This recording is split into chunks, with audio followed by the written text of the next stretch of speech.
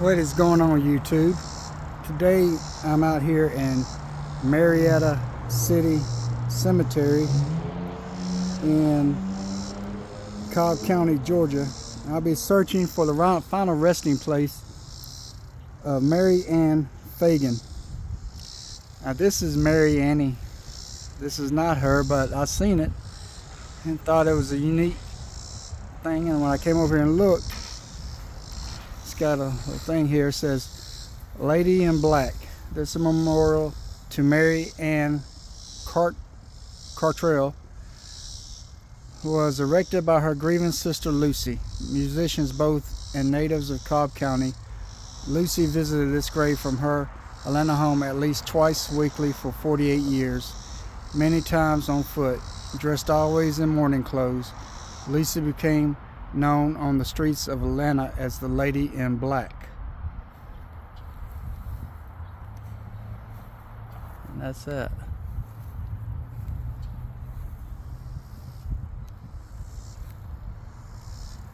She was the pride of her father and mother, the idol of her sisters and brothers, a dutiful, affectionate daughter, a loving, kind, and devoted sister, a true friend.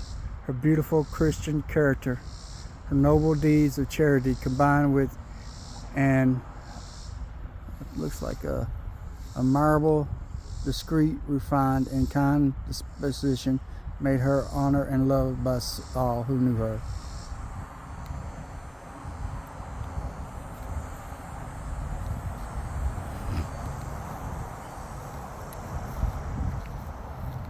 And that there says our Annie.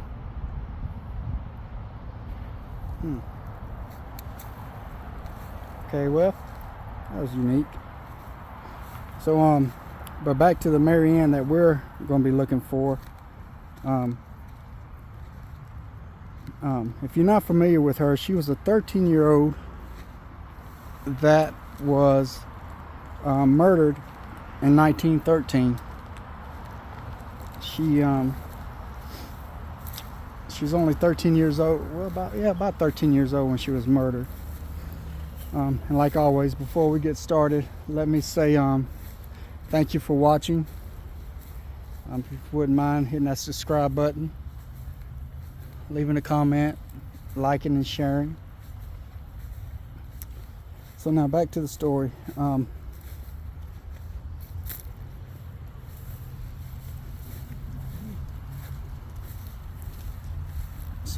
Mary Ann Phagan was born June 1st of 1899 in Florence, Alabama. And shortly after her birth, her dad passed away from the measles outbreak. And her mother moved back to Marietta, where they were from. And my mother opened up a boarding house. And so I guess that's what a lot of people did when they took in the boarding house. Let me let these people pass, I'm sorry. So as they took in boarders for boarding. Now when they did that, Mary was only 10 years old, so she left school and started working in a textile company. So but in the spring of 1912, when she turned 13, she took a job at the National Pencil Company in Atlanta, and there she would make about 10 cents per hour operating a knurling machine. That is a machine that would put the erasers into that little metal tip at the end of the pencils. But anyway, so she would work between 50 to 60 hours a week.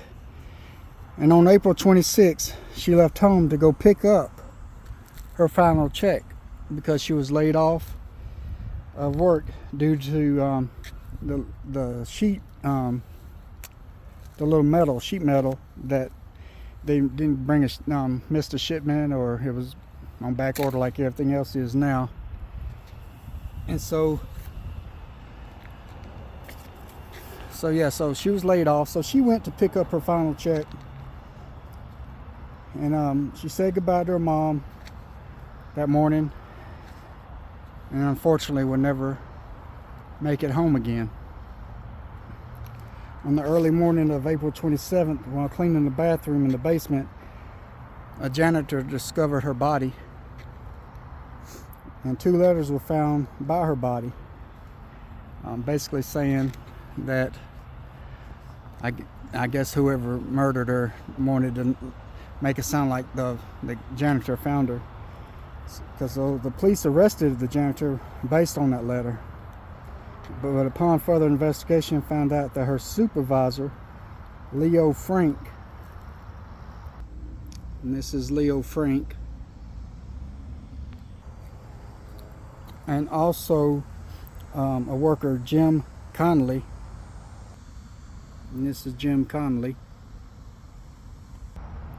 Yeah, so they were involved. Frank Connolly would testify that Frank told him that he made advances toward the girl, but she refused, so he raped her and strangled her to death. On October 10th, 1913, he was found guilty and sentenced to death. 2 years later, then Governor John Slayton, commuted his sentence to life in prison. And some citizens were outraged and stormed prison and took Frank away to a field and hung him. Connolly served some time for his involvement, but he was the one, because he's the one that actually wrote the letters.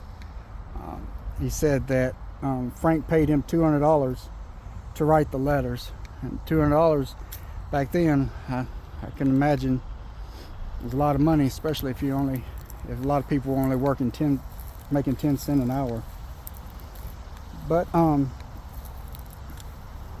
so now in 1982, someone that worked at the company confessed that they witnessed Connolly carrying the girl's body, but he was threatened by Connolly not to say anything.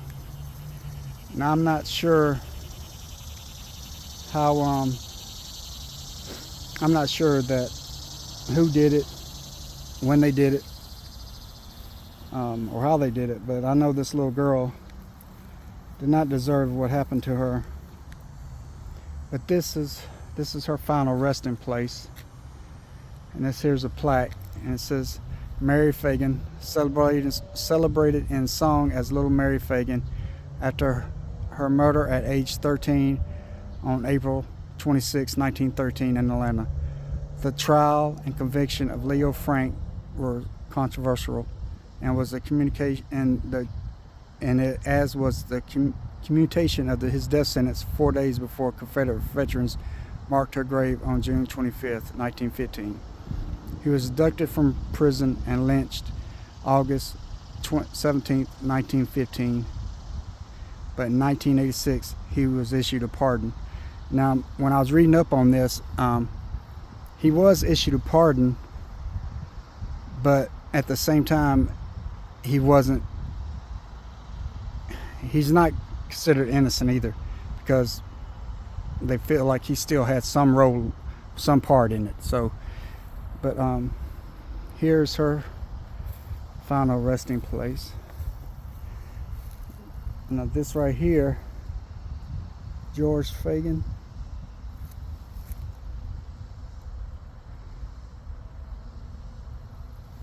I'm not sure who that one he is. But here's her final resting place here. Mary Phagan, erected by Marietta Camp, number 763. And it says, born June 1st, 1900, died April 26, 1913. In this day of fading ideals and disappearing landmarks, Little Mary Phagan's heroism is her heirloom, than which there is nothing more precious among the old red hills of Georgia. Sleep, little girl, sleep in your humble grave, but if the angels are good to you in the realms beyond the troubled sunset and the clouded stars, they will let you know that many an aching heart in Georgia beats for you, and may a tear from eyes unused to weep has paid a tribute to sacred four words. And this here, okay, so this is her mother here, Frances Coleman, Mother Mary Phagan. And this here, the picture is gone, but it says Mary Phagan, daughter of Fanny and John Phagan, was born on June 1st, 1890 in Florence, Alabama. She was a beautiful little girl with a fair complexion, blue eyes, dimples, long reddish brown hair, and was jovial, happy, and thoughtful toward others. On April 26, 1913, Mary planned to go up to National Pencil Company to pick up her pay of $1.20 and then watch a Confederate Memorial Day parade. She told her mother she would be home after the parade. Mary did not return home that afternoon and was found raped and murdered in the basement of the National Pencil Company around 3 a.m. on April 27, 1913. Mary was 13 years old. Leo Frank, superintendent of the National Pencil Company, was arrested, tried, and convicted for the rape and murder of Mary Phagan. Leo Frank was lynched August 17, 1950 by the Knights of Mary Phagan. No Phagan was involved in the lynching. The 1986 pardon does not exonerate Leo Frank for the murder of little Mary Phagan. Little Mary Phagan is not forgotten. And that's her. Well, rest in peace to the Phagan family. From what I understand, Leo Frank, he is buried in New York. Anyway, that's that. Thank you for watching. Remember to like, share, subscribe, and I'll see you next time on The People of the Past.